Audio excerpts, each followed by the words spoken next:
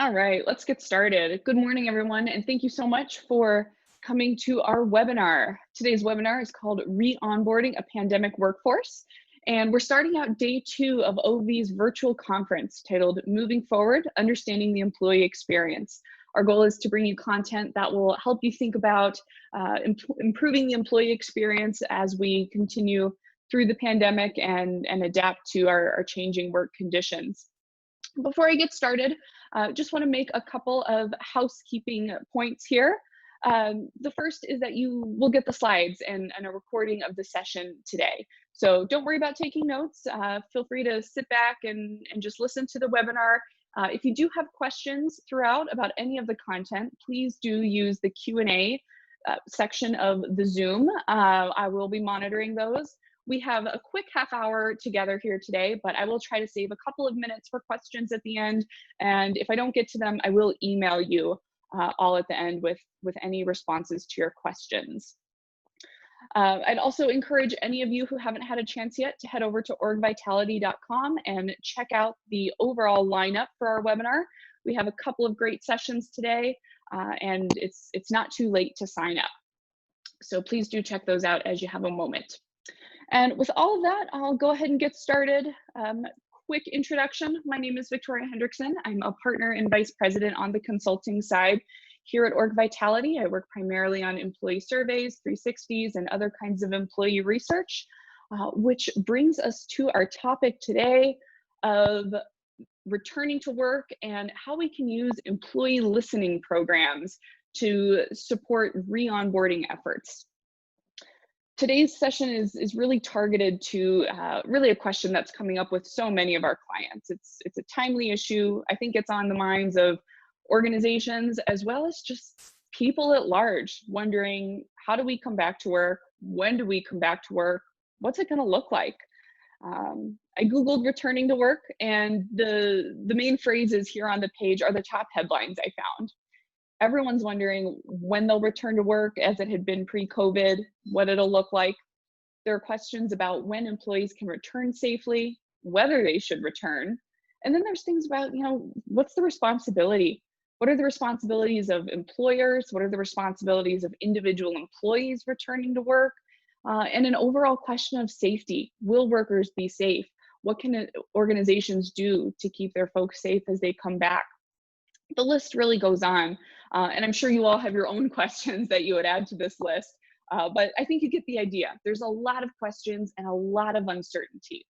I really wish I had a crystal ball for you and I could answer some of these questions. Of course, I can't, but as a survey practitioner, what I can do today is frame up the issue of re-onboarding, talk about how we want to think about this in our organizations. And I want to talk a little bit about how you can use your employee listening program to serve the needs of different stakeholders throughout the process. How can you use the work you do every day to make this process a little easier on everyone? We have enough uncertainty as it is. So re-onboarding, I threw out that term and it's in the title of today's session. But it is a bit of a new term and a different way of thinking about onboarding. I think a lot of us here on the phone today use the term onboarding a lot, and we typically use it in terms of new employees, new hires, and bringing them up to speed in a new organization. But re-onboarding is going to be a little different. Everyone's been away or had their reality majorly shifted for quite some time. So while these employees are not new to the organization, there is a need for reintroduction and orientation to the ways in which we're going to work together and our goals, given that our world is changing. And with that, I would say, more than anything, everyone is really uncertain right now. Organizations don't have all of the answers of how we're going to come back or what things are going to look like, but they do have a responsibility to keep their people safe. So, looking at some re-onboarding data is a way to get a sense of, what do people need to feel safe? How are they going to be able to come back to work in a safe and productive way that is still going to be effective and meaningful for the organization? And while this challenge in a pandemic is certainly unique, re-onboarding itself isn't new. There are lessons we can take from other ways of re-onboarding. One example is, companies re-onboard people when they've been out for leave, whether it's family leave, maternity leave, or if they've left the organization and returned. That re-onboarding process is important because things have changed. For us now, they're changing for pandemic reasons, but whatever they are, things change over time while the employee's been away. Even the best employees need some structure to give context for the organization and what's been happening, priorities of the work, what's going on with customers, and so on. Processes have changed, the way their team's been working has changed, and the returning employee needs to be brought back up to speed so that they can be productive and effective and comfortable in their new role. So thinking about that in terms of the pandemic, I think the main thing is, the way we interact with each other is going to be dramatically different for a long time. And that's going to impact how we socialize, how we collaborate, and how we complete basic work processes. And that's all going to require a great deal of change management and, of course, a great deal of data to figure out how we start that change management process. And so my last piece here on how re-onboarding is different than onboarding has to do with the scale. Of course, there are safety concerns related to the pandemic, that goes without saying. But the other point I really want to make here is that with re-onboarding during the pandemic, everyone is re-onboarding. We aren't inserting one new employee back into an established team. We're bringing teams back together at the same time. So you have everyone trying to figure out this new reality at the same time, rather than having an established team and a manager there able to support and guide the one newly onboarded employee. So since everyone's figuring it out, there will be a lot less available social support. So we need more structures, more processes, and more defined outlets for when people do need support. And I think we can all agree that people are going to need that support. They are going to need somewhere to go. And so, one key part of this re-onboarding that's going to come into play with the listening strategy I'll bring up in a moment is a phased approach. Organizations are going to be really well served by re-onboarding in phases. A lot of this is going to be mandated by local health regulations, but even where those health regulations don't require it, bringing people back in small groups reduces risk, allows you to test the system, and allows you to iterate and make changes. So a key piece with this staged approach is you can collect feedback from employees along the way, see how their needs are being met, so that you can intervene where they're not being met and make that process even better for the employees to come. So with that kind of a foundation of re-onboarding, I want to move into the role that employee listening plays in this process of re-onboarding. And I want to talk a little bit about what a survey can do in this time of change and what a survey can't do. So, what can a survey do? It can provide feedback as the organization tries different approaches and really illustrate the experience of what people are going through. As in any time of change, listening is really critical. It's symbolic. It shows that you're valuing that experience, and it's also enabling you to hear what's going well and not and improve. That said, as much as I love surveys, and I do, there are a lot of things surveys can't do. And in this case, a survey cannot make the decision of when it's time to bring employees back to work. I hear a lot of organizations that, while they're well-intentioned, they're trying to craft surveys that ask employees when they're comfortable returning to work. And employee opinions are really valuable. We want to know what'll make people feel safe.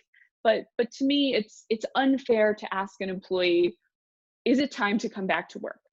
By doing this, you're asking employees to predict the future. You're asking them to give hypotheticals.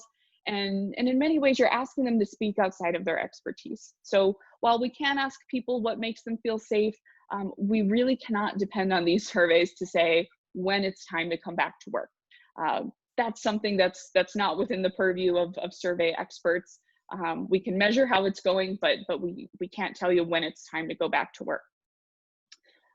So with that, kind of in place of what we can and can't do, I want to start with talking about some different stakeholders. For the rest of the webinar, I'm going to talk about different kinds of measures we use, and I'm going to refer to how they support different stakeholder groups throughout the re-onboarding process. The first group of stakeholders is your frontline employee. Their main question throughout this is often, will I be safe? They want to do a great job at work. They want to come back and see their coworkers, but more than anything, will they be safe? Will they be putting their families at risk by coming back to work? That's one of the main things we have to address for them. Second group here is your managers. Your managers, while their employees wondering about their own safety, they're also responsible for the effectiveness and safety of their teams. So a lot of managers right now are grappling with the fact that suddenly their teams who may not be trained for remote work are sent home, they're working remotely, and those teams are really uncertain of what the future looks like. So how do you help these managers keep their teams afloat is a big consideration. Another group here is your HR team. And in this case, I'm thinking about HR business partners that are supporting business groups. And I think these people are just really inundated with questions these days as far as what does the future look like? What's going to happen to keep them safe? And so HR is really on the front line for responding to a lot of those things. And then you've got executives. Of course, they've got the business performance to worry about, but a lot of executives are in this place of wondering, when is the right time for employees to return? Do they want to return? What's the path forward? So all of these questions across stakeholder groups are intertwined, but they reflect unique perspectives and interests. And across the listening strategy I'm going to share, we really want to approach each one and make sure we have data to support these groups. So if that's who's taken the survey, here's a list of the survey types I'll be walking through. These are listed as individual surveys, but altogether it's designed as a crisis listening strategy. It's a series of pulse surveys that are triggered by organizational activity. So, based on when certain decisions are made, that would trigger a specific pulse here. I do want to say that each of these surveys are available for free to any organization from the Org Vitality website. I'll mention that again at the conclusion of the webinar. They're available as a suite or individually. This is the kind of content that we want to put out there to support organizations moving through these times. So with that, I'm going to take a moment to walk through the purpose of each one, what triggers it, and how it's going to support those different stakeholder groups throughout the process here. So let's start with our employee well-being and business resilience survey. This is the first survey we recommend after a major crisis or change, and it's aimed at assessing immediate reactions and needs. So, when COVID first hit, we recommended that organizations start with this immediately. As employees are being sent home and, having things change overnight, we want to get a sense of how are they feeling? How are leaders handling the crisis? Do employees feel informed, even if there aren't answers of what the future looks like? Do they know what's expected of them? Do they understand the immediate impact on them, their job? And do they know where to go for support? In a survey like this, we don't expect to have magical answers for employees, but we want to show them that we're listening. So we really want to serve the employee base by showing them that we know this is a scary time. We're listening to you. Your feedback is really important, and we care. And for executive leadership, this gives a baseline, just automatically, where are employees coming from? And also, how is that leadership message resonating so far? This is a time when leaders' initial reactions are going to make a big impact. So we do want to measure those really early to get a sense of where we're starting from. So the goal here is not, to measure engagement or effectiveness on the work, but to get a sense of clarity. Do employees understand the impact? And where are their needs for triage to really jump in there and provide support to any groups that are especially suffering. Once that kind of initial phase is complete, often the next step is virtual team effectiveness. And I say often this is the next step. I want to say that's not always the case. This is really aimed at groups that have transitioned from on-site work to remote work. It could also be existing virtual teams, but for folks that are now working from home and grappling with the realities of remote work, we want to assess how that's going. So that's relevant, whether the working from home is temporary, permanent, or I think as the case for a lot of teams, those with an unclear outlook of how long they're going to be working from home. But the goal here is to support the effectiveness of these teams, highlight what's going well and what could use different kinds of support. As a lot of you have probably found in your organizations, so many teams were switched to remote work really quickly. And it was important to do that for safety reasons and to show that quick action. And so that's absolutely the right call. But the impacts of that are kind of being felt now. That now that people are settling into that remote work, they're realizing that not all of those teams were set up for remote work. The processes, the way they collaborate, and the overall expectations are still as if they were in the office and kind of being squeezed into remote work. And an assessment like this can get a sense of, is it appropriate? So how is the work going? Do we have clear goals? Are the ways of working reasonable for being remote? And do people have what they need? These are often really tangible kinds of questions that your managers can use that data to support their teams and help them work a little more effectively while they are remote. So overall goal is, how do we help those team managers who are, feeling that need to support their team, and how do we help them keep people productive, while they're at home and things are still a little uncertain. Of course, as far as stages of the employee listening strategy, if a team is not working remotely, whether they're on site because they're essential or whether they need to pause, something like this would be skipped if they're not working remotely. And then looking ahead, the next step in the listening strategy is readiness to return on site. And so this tends to be triggered once there are some specific plans to return. So this is not, when will employees be ready to return? What might they want? This is for once an organization has finalized and communicated very tangible plans for a return. That's when we recommend this assessment. So typically this is going to be after a communication, but maybe a few weeks before the actual return on site. Now, assuming your organizations are using a phased approach of bringing employees back in groups, that might mean this assessment is administered to groups on a rolling basis based on their return date. So we would want this to go to employees once they learn about the plans of returning specifically to them, but within a few weeks of their own return. That way their feedback is very tangible and not hypothetical.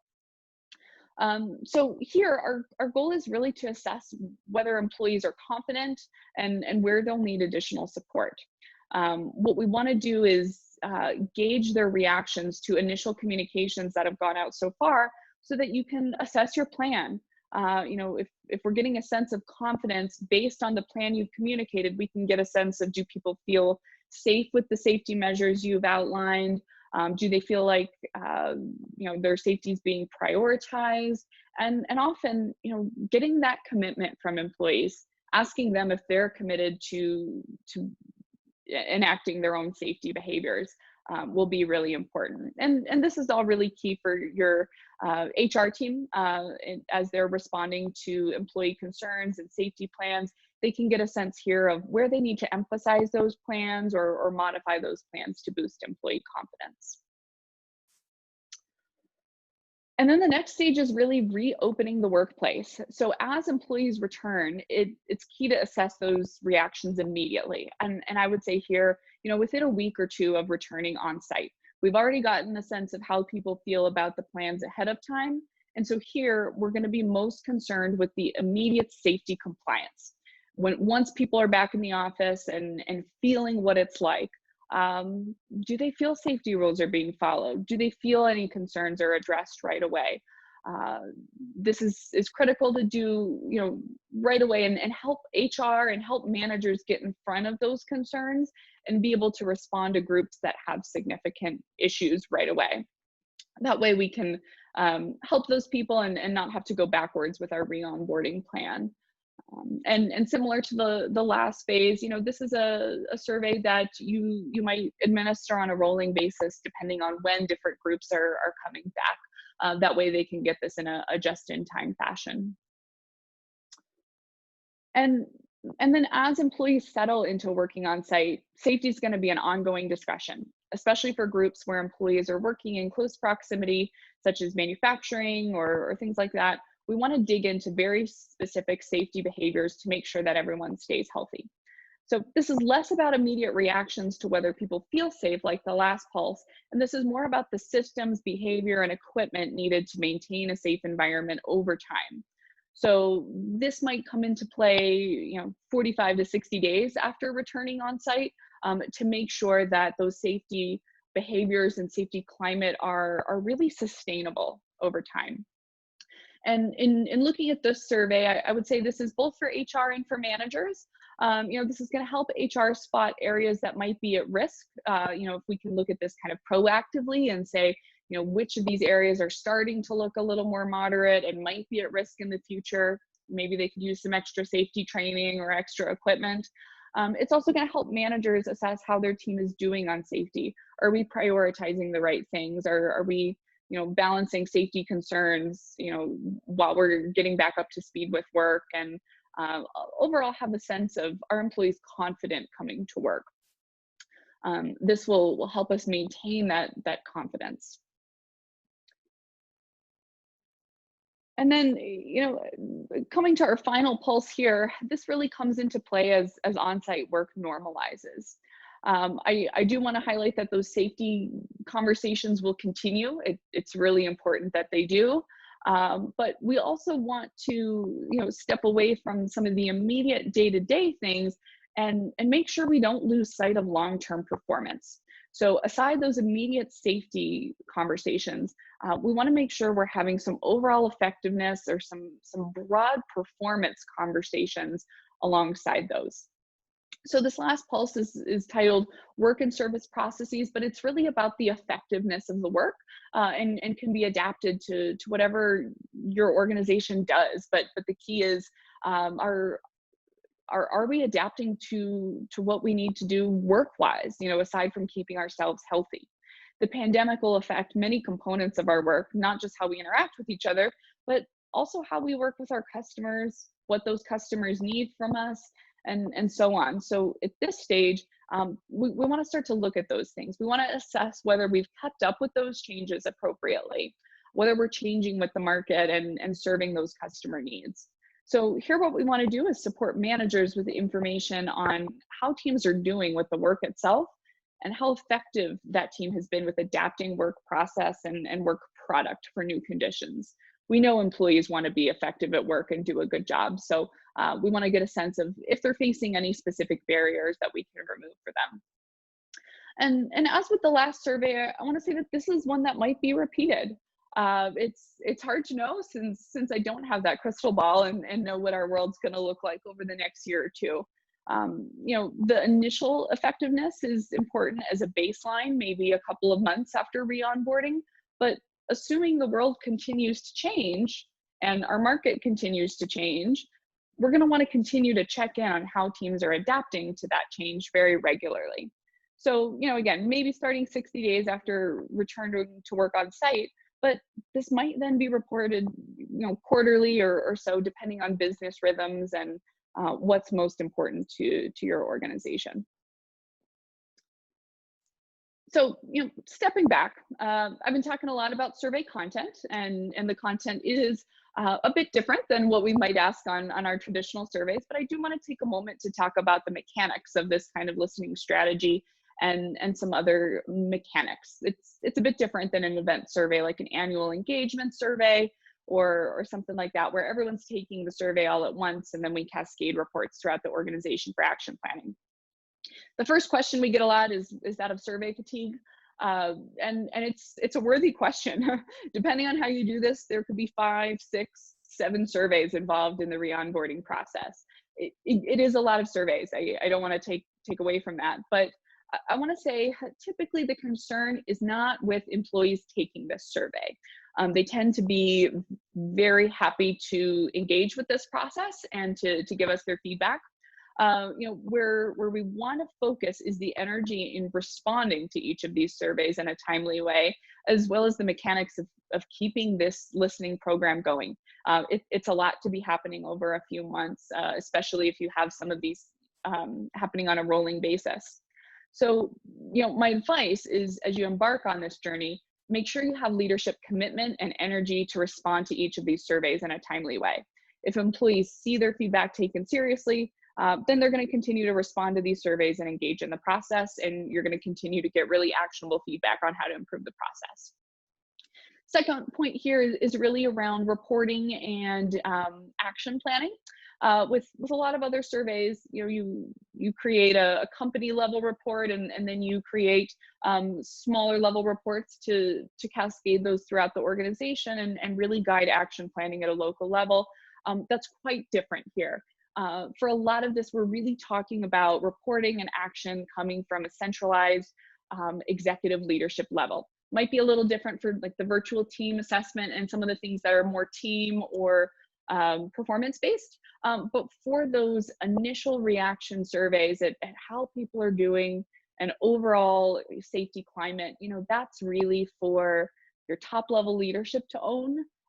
They may absolutely ask for, centralized talent management or HR support in rolling out actions or improvements, but I would encourage top teams to really be the one leading this message. And also I'd say, your managers might not be at a place where they can take on action planning for these 6 different surveys. That's best dispersed across the top leadership team. And then another question we get is, what about our engagement survey?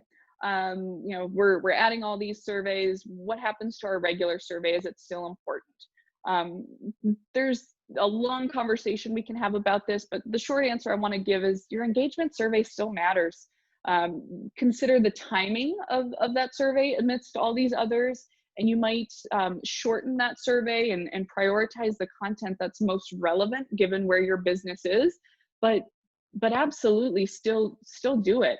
The topics you ask on your annual opinion survey of things like career development, manager relationships, work process, those are all still really important to your employees, and showing that those are still important is really key. So it takes a little more planning, but I would say it's just as critical as ever. And then my last couple of slides here, I want to share a little bit about what we're seeing so far in this kind of data and what we expect to see. I can't share exact data with you for confidentiality reasons, but as far as some themes, I'd say what we're seeing is some really favorable survey results. We're seeing across the board very high scores, typically 80 and 90% favorable across topics, especially those around leadership and the way leadership is responding to the crisis. People feel taken care of by their leaders when their leaders act quickly, and it shows. I would say we're seeing less frustrations around work process or bureaucracy. We're seeing that organizations are just, they're about the values right now, and they're about results orientation, less concern about red tape. So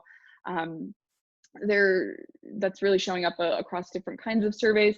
And while employees are, eager to see their coworkers and return to some sense of normalcy, we are seeing hesitation to return on site, not a lot of confidence to return on site just yet. So people do feel good about working remotely still, and we expect that to stay for some time.